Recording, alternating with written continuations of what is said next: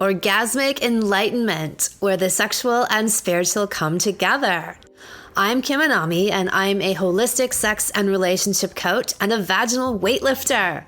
In this show, we explore all things intimate. I believe that our sexual energy is life force, creative energy, and we can use it to shape our worlds, strengthen our relationships, and self-actualize. I blend the most avant-garde information from neuroscience, ancient sexual practices like Tantra and Taoism, to renegade wellness modalities to show you how to create gourmet sex in your lives. Come one, come all.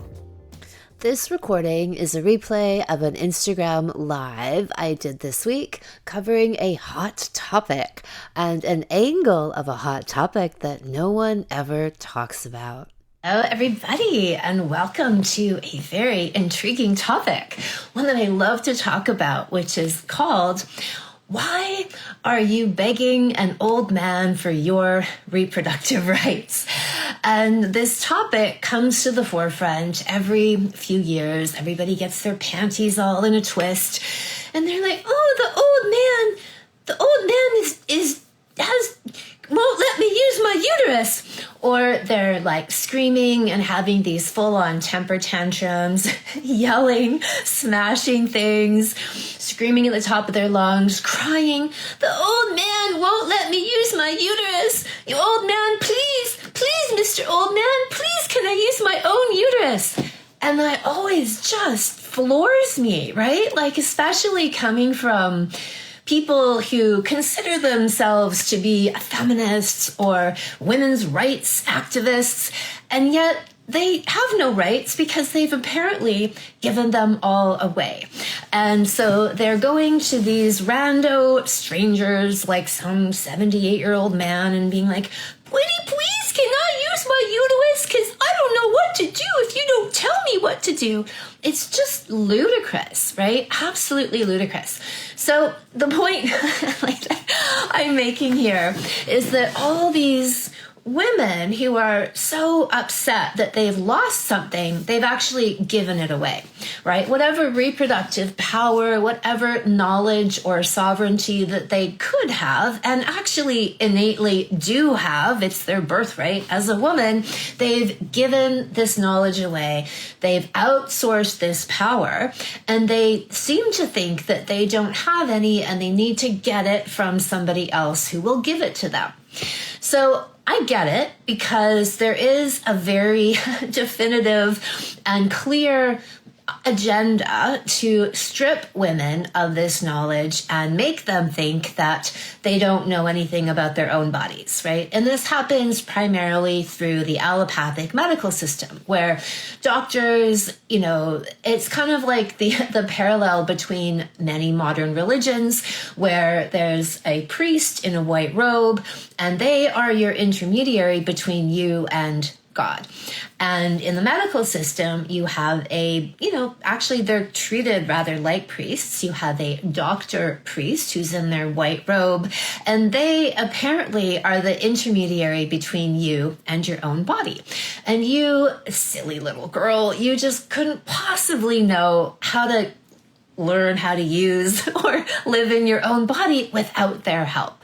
So I understand that this is a very pervasive set of brainwashing. It's a psychological operation. It's a lie that's telling women that they have no control or power over their own bodies. So that's really one of the biggest lies that's out there around this whole topic. And then time and time again, people fall for it, hook, line, and sinker, right? We've actually been sourcing a really amazing pool of these, because they're really just great examples of fukme, right? Like these women losing their shit, even so-called sex experts who are filming themselves having these temper tantrums because, what am I gonna do if the old man doesn't let me use my uterus? Like, are you that dumb? Like, are you that cut off from your own body? And apparently they are. right? And so I'm harder on people who are so-called experts because they ought to know better. For the average person who's just caught up in these things, but for people who proclaim themselves to be feminists or, again, like women's rights activists, the fact that they apparently know nothing about their own bodies, it is pretty shameful. It's actually quite appalling, right?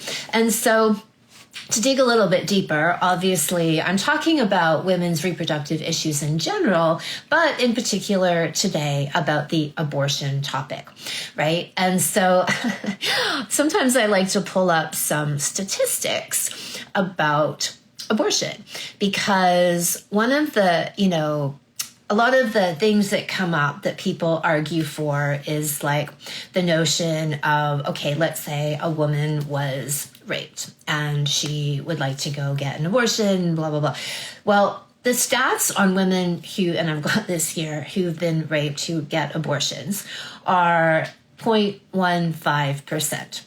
Pregnancies that resulted from an incestuous relationship, 0.01%. Woman's life was endangered by the pregnancy, 0.2%. There was a serious fetal abnormality, 0.98%. And then a woman's physical health was threatened by the pregnancy, 1.48%. So there's a little bit of variation online with these stats. But if we look at that, we can say that the elective abortion rate is between 95 and 97.5%.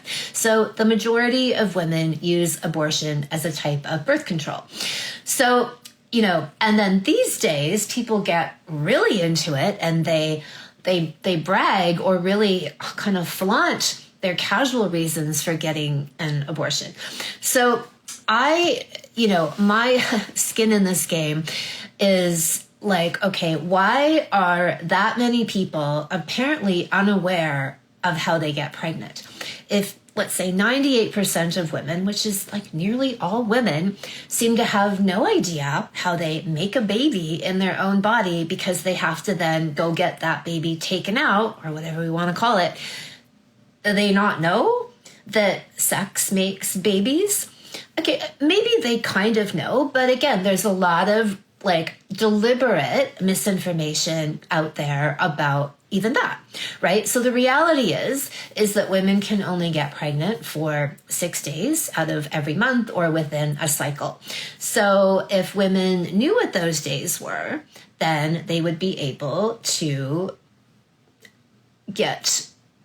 take care of themselves and plan ahead and not get an abortion because they know how to look after their own bodies.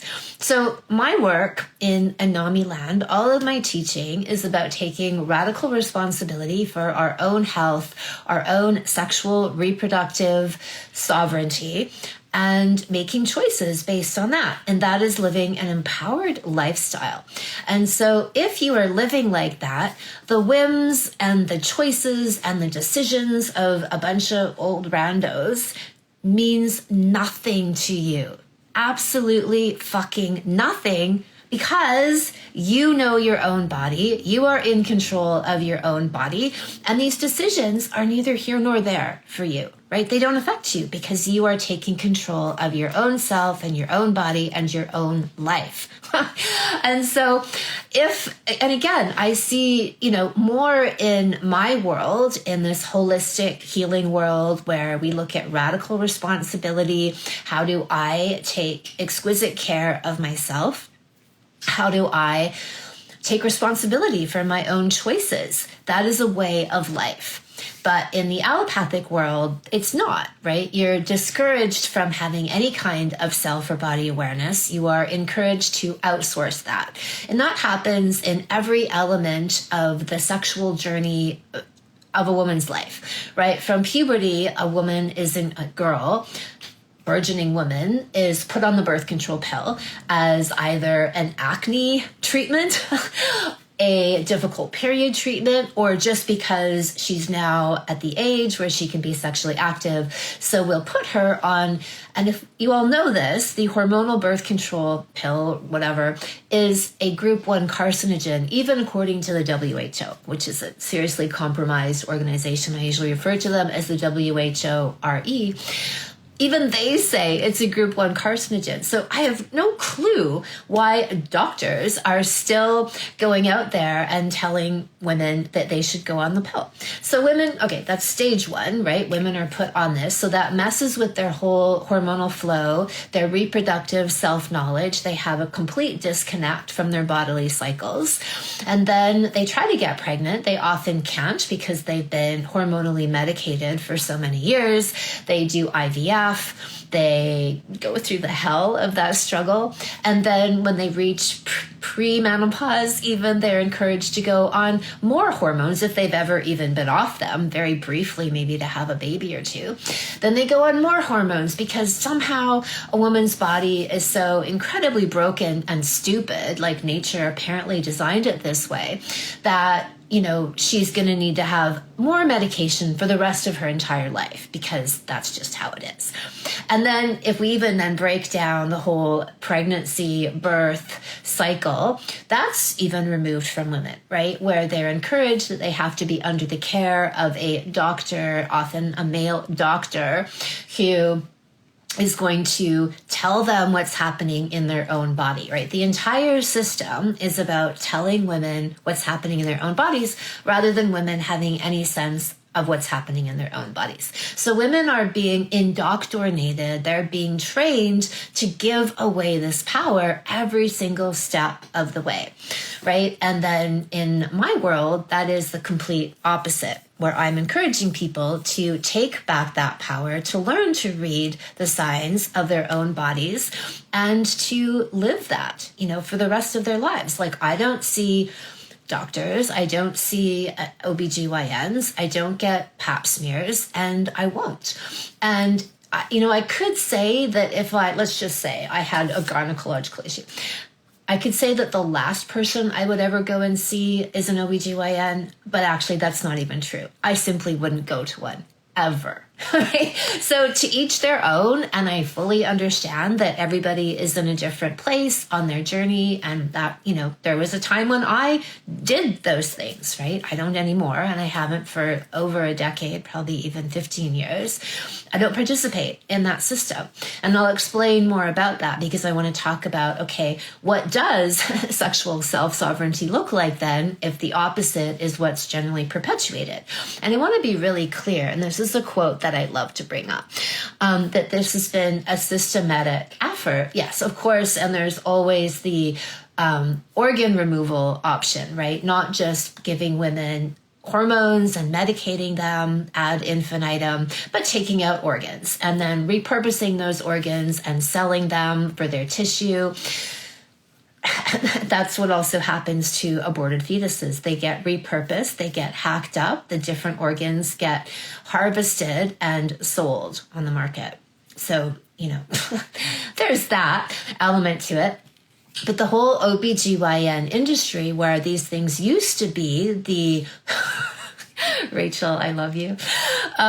They used to be the domain of women, and the, midwives and herbal healing and all of this domain was a systematic effort to then take over this arena by men. So this is a quote by a Dr. Hodge in 1937. I might have forgot to put the year down in my notes, but listen to this. If these facts can be substantiated, if this information can be promulgated, if females can be induced to believe that their sufferings will be diminished or shortened and that their lives and those of their offspring will be safer in the hands of the profession, there will be no further difficulty in establishing the universal practice of obstetrics. All of the prejudices of the most ignorant and nervous female, all the innate and acquired feelings of delicacy, so characteristic of the sex, will afford no obstacle to the employment of male practitioners.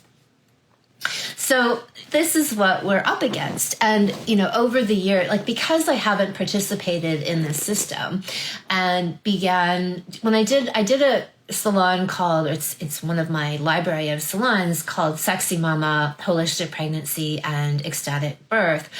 And I had to do a deep dive into, what is happening in the system these days? And I was shocked. I was really shocked to know that 1/3 of women give birth by C-section. Women are encouraged to schedule their C-sections. There's a term called birth rape for women who are violated during their birthing process. Like, it was heinous. It was stomach churning. And that really, a traumatic birth is the norm for most women in our culture today. And that's why I was so inspired to create a course specifically walking women through alternatives to the industrial system, factory birthing system, and to create space and empower women to believe that they can do this on their own.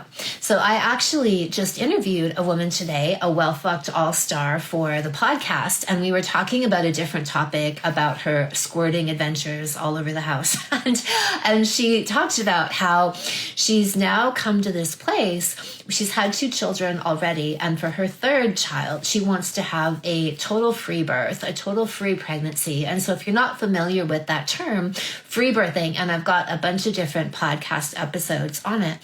Free birthing is when you have your pregnancy and your birth entirely outside of the allopathic system. So some women won't even take a pregnancy test. They don't go and get ultrasounds. They don't go and get some rando guy shoving his hands up her vagina to tell her what's happening in her vagina, because she already knows. And she has the birth at home with her partner, maybe her children, maybe the family dog is there to help midwife the baby through.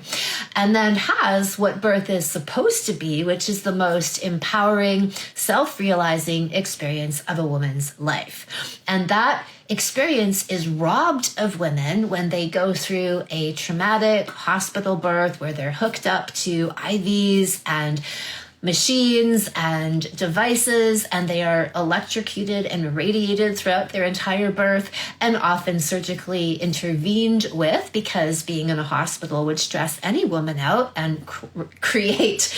Rachel says, my dog was the doula. One of the best doulas you can have, apart from a partner, would be a dog or your child. And then the stories of these women, and not just, how beautiful the birth experience is, but it empowers women and self-actualizes them in a way that I have to say women in hospital birth, as much as it may be a beautiful experience, won't get, because they didn't go through this portal of spiritual self-realization that happens through facing that experience on their own, with their own energy and their own strength and their own tenacity. And when you outsource that power, right? You don't get the same reward. It's like lifting a weight, right? And your trainer is spotting you with the entire lift, or you lift it yourself. Like, who really won? In the end of the day, when are you building muscle? You're doing it when you lift it yourself, not when somebody else is lifting it for you, right? So I don't have judgment about that, because I know that women are so indoctrinated in the system, but at the same time, the truth is out there, right? The information is out there, and it becomes decisions of self-responsibility and courage to step away from something where there's so much fear and shaming and trauma attached to, and dare to strike out on your own. So my recommendations for... Oh, by the way, the term quack, I'm going to do an episode about quack whores, because WHORE is how I like to refer to these people from the WHO.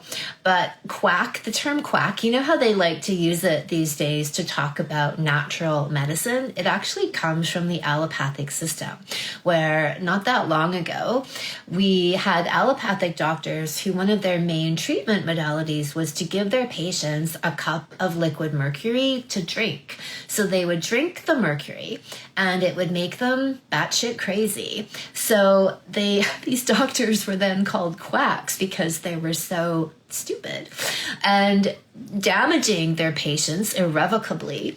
That's where the name came from. It's been actually, the source of the name comes from allopathic doctors and medicine, not from natural remedies, because natural remedies really don't hurt people. So, reproductive sovereignty, what does it actually look like? So, reproductive sovereignty is I take care of my emotional and my sexual health. I believe as above, so below. Emotional and mental ailments filter their way down from these upper planes of existence within us down to the physical. So if we have emotional injury, let's say we had an abusive relationship, right? And we didn't really heal the issues that were created, the injuries in that relationship, those linger within us and then they filter down and they manifest as some kind of physical symptom. Could be a yeast infection, could be a cyst or a growth, could be endometriosis. We have so many examples of women within my work where, let's say, they have had sexual trauma. They have been violated in some way. And then down the line, they get diagnosed with this what do they call it? Like vulvo bullshitia. I call all these things that they just make up names for, but where the woman has a clamped down vagina, like a vagina on lockdown where she is super tight. She can't be penetrated. It's like clamped down. Well, no kidding, right? It's been violated and it hasn't healed. And so the vagina is closing up to say, look, I don't want to be entered until you heal this injury that's happened. Completely natural response.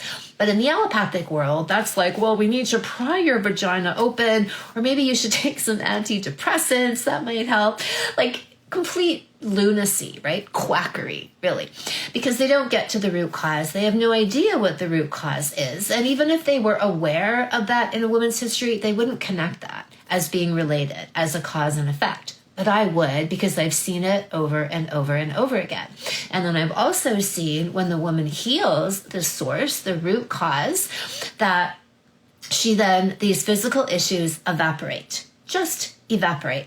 We have a great example of this happening. We have an episode called Healing Sexual Trauma with the Jade Yoni Egg. And I'm interviewing one of our well-fucked all-stars, and her name is Katie.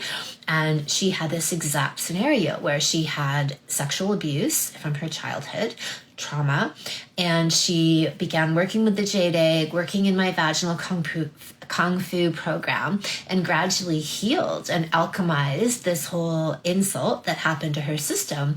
And bit by bit, she was able to allow penetration, and she had rabid endometriosis, like gut-wrenching, crippling symptoms, evaporated, gone, just disappeared, completely gone, didn't come back. And now she gloriously, penetrates herself. Her partner penetrates her. She has it's an amazing episode. I highly recommend it for everyone. Healing Sexual Trauma with the Jade Yoni Egg. And she walks us, and she's very, very articulate. And so she does an even better job to explain her process. And that is how healing happens, is we go into the heart of the issue and we alchemize it, and then we leverage the power, the infinitely life force, procreative power of our sexual energy to help us heal. And that's what happens. We heal on the emotional and mental, energetic level, and then that facilitates the healing on the physical level. So the other thing track your cycle. As a woman, some women have more regular cycles, some have more irregular cycles. It doesn't matter. Track your cycle, become conscious of your cycle. Use an app or a calendar up on the wall or whatever works for you, and track your cycle. Get to know when you are bleeding and start to pay attention even to when you think you could be ovulating, and see if you feel differently during these times of the month. These days, I see so many people talking about the different weeks even within women's cycles and attributing different kinds of energetic properties to them. And this is all helpful in getting you to be self-aware of what's happening during these different points of my cycle. Again, you're taking this outsourcing back, like, I don't know anything about my own body. How do I even get pregnant? Oh, can the old man tell me that?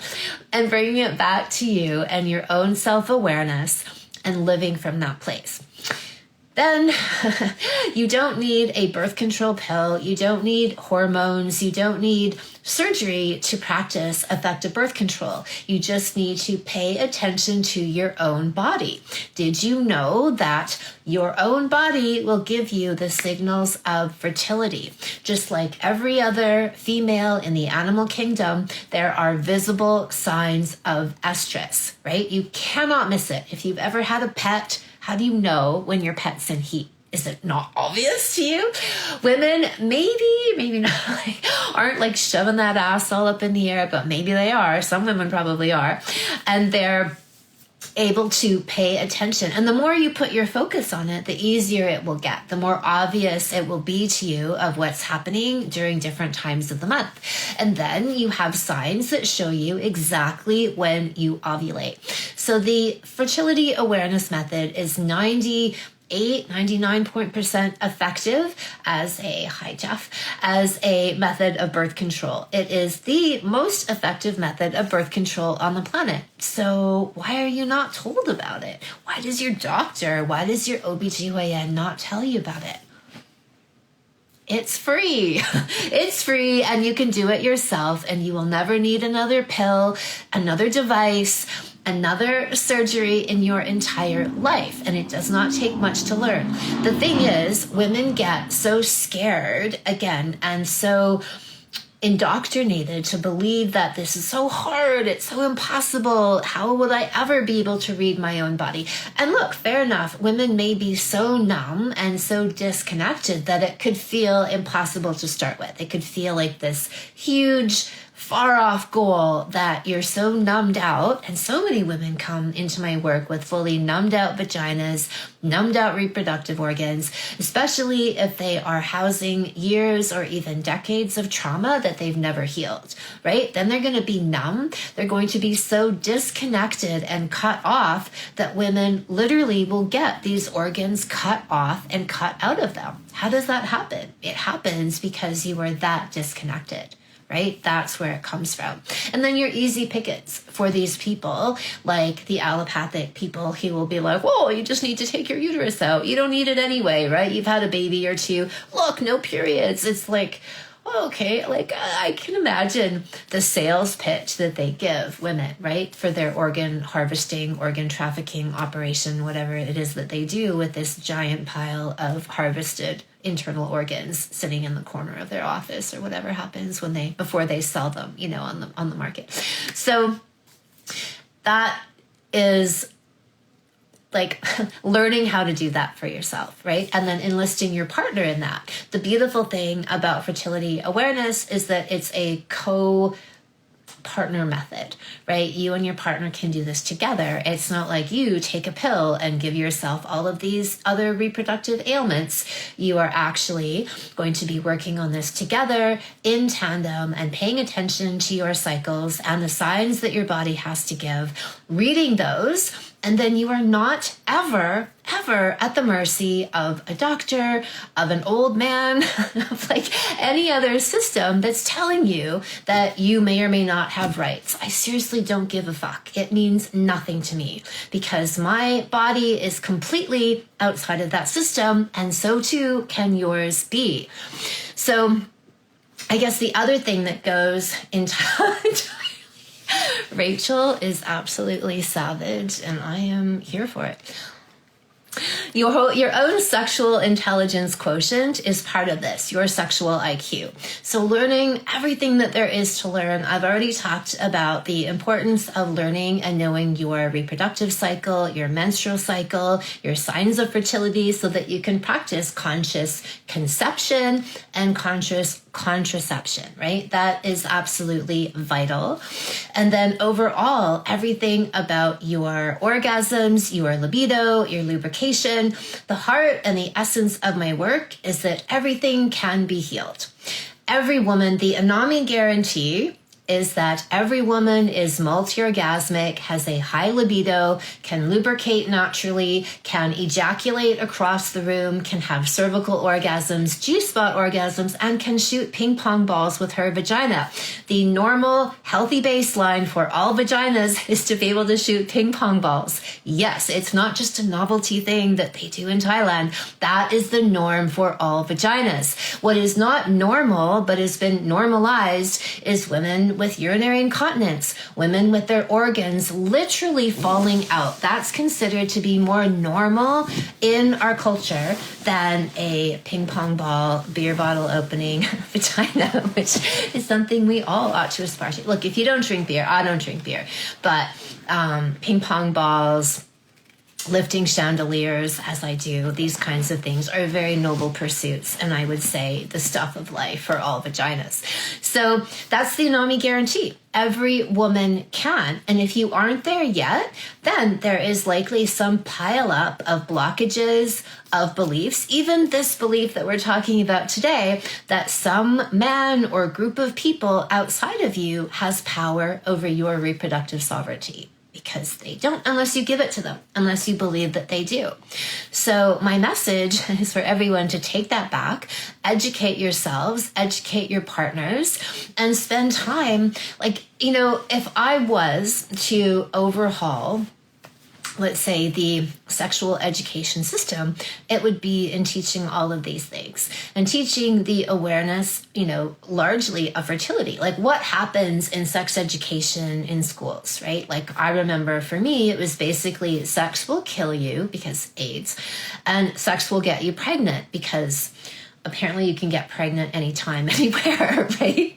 And so you walk out like, okay, and without any real solid information. And so my work and my world is all about providing this to people so you have the ultimate sexual self-knowledge, emotional self-knowledge. Your sexual and emotional IQ is in the sexual genius zone, and that you are completely self-sufficient, right? What I'm talking about, the whole fertility awareness idea, is completely free. It might take you a month or 2 or 3 to learn it, depending on how in tune you are with your body, if you've ever paid attention with these kinds of things. But yeah, look, sure, you could have different options for, let's say, ending pregnancy. But my whole point is that why are so many women getting pregnant and not understanding how their bodies work to begin with? That's the root cause, that whatever side of this equation you fall on ought to be what people are addressing. How do we teach women to understand their own bodies, and so they know exactly when and how they get pregnant? And then it's a conscious choice, right? It ought to be a conscious choice instead of like random, oops, I guess the stork came and got me pregnant. Like, really? Is that empowerment? Like it's embarrassing, actually, and like not not here to judge, but I'm trying to get to the point is that this is about knowing ourselves and knowing our bodies, and we choose to do that or we choose to give that power away, right? And so you can't complain when you give that power away that it's too late and you want it back, right? All this information is out there. I teach this in every single one of my salons. I talk about all of these qualities in my Orgasmic Enlightenment podcast, and women walk out of there like the woman I interviewed today, and she came from a history of sexual trauma and abuse and being completely, the stork strikes again, and being stuck, to being fully empowered to the point where she's now going to have a free pregnancy and a free birth. No midwife, no doula, no OBGYN, no nothing. Just her and her partner and their 2 kids. And that's it. Because she's developed and evolved to that place from intense trauma, barely being able to be touched or penetrated, fear, anxiety, stress, and then this multi-orgasmic squirting across the room woman they literally have to leave these squirt blankets all over the house, like those like elderly people pads. What do you call, like, I don't know what they're, like pee pads, basically. They leave them in every room of the house because they'll have sex all over the house. And then they'll need to have these pads because she squirts everywhere. right? So that's the life she's got now because she's like her partner and her have done this work and this play and gotten to this place of ultimate sexual self-knowledge. If you have that, again, the whims, the decisions, the so-called directives of people in, again, they only have authority and power if you think that they do and you give yours away. Whatever they do, you're oblivious to. I could give a fuck, right? It means nothing to me. I just kind of, all we really do is we source, like I said, we source meme content from all the meltdowns that we see when these women start flipping out and we're like, okay, she's got fukme, she's underfucked, save that, we'll use that in a video. I'm going to post some of these over the next couple of days because they're really epic. Why? Why? That's the ultimate in disempowerment and lack of knowledge. So, vaginal kung fu is the art of knowing and mastering your own sexual domain and your own vagina. So our vaginal kung fu begins in February. That is my ultimate salon for women where I teach you your own mastery, how to use the jade egg, have a super vagina where you can shoot ping pong balls, be multi-orgasmic, have a ravenous libido, lubricate profusely, and eliminate these sexual ailments. So everything from difficult periods, PMS, challenging menopause, these are meant to be spiritual portals for women, not avenues of pain. But again, that has become normalized, right? Oh, like she's on the rag. Oh, it's PMS time. You want to kill yourself. You're like curled over in a ball on the bed. Menopause. People are like losing their minds. They need to be medicated. All a lie. All a lie that people buy into. But a lot of people do buy into it. So the opposite of that is taking that power back, healing yourself from the inside out, and then being able to fully enjoy yourself and your body and your sexual self, your sexual toolkit, and all of these ailments relieve themselves because you cleared yourself from the higher planes going down, right? Your emotional, mental, psychological, spiritual, energetic injuries that you have sustained over your lifetime, you can shift and alchemize to the place of having this ultimate power. And that reflects in being a well-fucked woman. So that is my message of love and a little bit of ass kicking for the day, is to realize that you have all of that within you and it's very easy to cultivate. So if you want to learn more, you can come to kimanami.com, check out my free video series for vaginal kung fu and the well-fucked woman, where I go deeper into these things. You can check out my Orgasmic Enlightenment podcast, where I have 6 years now of episodes about all things sexual healing for men and women, singles and couples. And you can go on this lifelong, extremely fulfilling journey of living in a way that you are unaffected by external events and so-called authorities and people who may or may not have power over you, depending on whether you give it to them. I'm all about self-power and living in a way where I'm not impacted by these things. My vagina is my guiding light, and it shows me the way. So, lots of love to you all, and I will see you in the salon or somewhere here. Thanks, Rachel. Always look forward to hearing what you have to say. Thank you so much for listening.